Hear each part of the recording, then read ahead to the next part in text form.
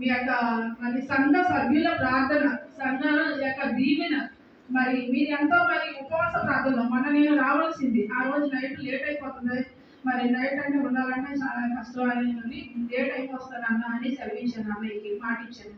ఆ మాట ప్రకారం కంపల్సరీ రావాలి. దేవుని ఇచ్చిన అవకాశాన్ని మనం ఉపయోగించుకోవాలి. సండే స్కూల్ టీచర్స్ దేవుడు ఇచ్చిన మరి అవకాశాన్ని మీరు ఉపయోగించుకోండి, అసలు వదలవద్దు. చాలా దీవెనలు ఉంటాయి.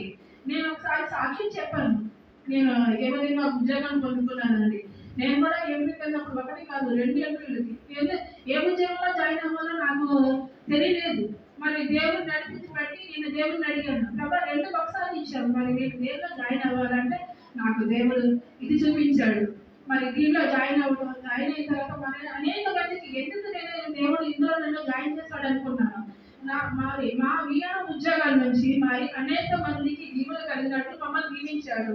ఏ చిన్న సర్టిఫికేట్ కావాలన్నా, వాళ్ళకి ఏ ప్రజలకు ఏదైనా సహాయం కావాలన్నా మా ద్వారా దేవుడు వాళ్ళకి అనుగ్రహిస్తున్నాడు. అందుబట్టి దేవుడికి వందనాలండి, వేలాది స్తోత్రములు.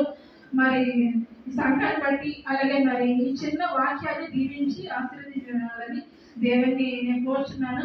మళ్ళా మరి ఇంకొకసారి నేను క్రొత్తగా వాక్యం చెప్పడానికి దేవుడు నాకు అవకాశం ఇస్తాడని మరి చిన్న వాక్యాన్ని నేను చెప్తానని నేను అన్న దగ్గర నేను ఒప్పుకున్నాను. ఒక 20 minutes అని మరి అన్నయ్య ఇచ్చిన అవకాశం బట్టి వందనాలు.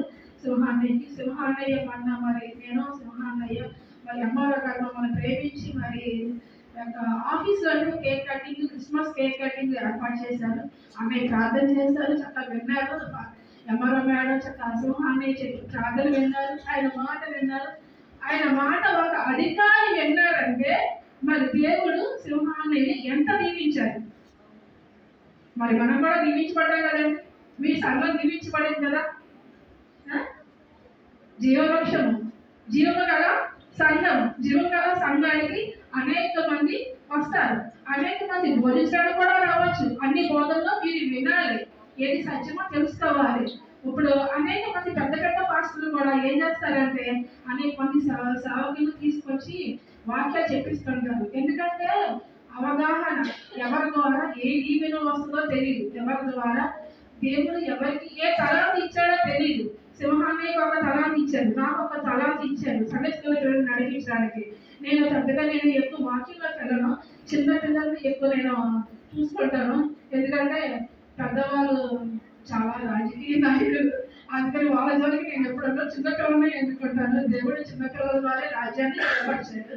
అందువల్ల నేను చిన్నపిల్లలుగా నేను ఎన్నుకున్నాను. వాళ్ళ BBS ప్రోగ్రామ్ నెక్స్ట్ మళ్ళీ ఎప్పుడు అన్నయ్య అవకాశం ఇస్తే ఆ రోజు జరిగించడానికి నేను సిద్ధంగా ఉన్నాను. సండే స్కూల్ టీచర్స్ తీసుకురావడానికి నేను కూడా ముందుకెళ్తున్నాను.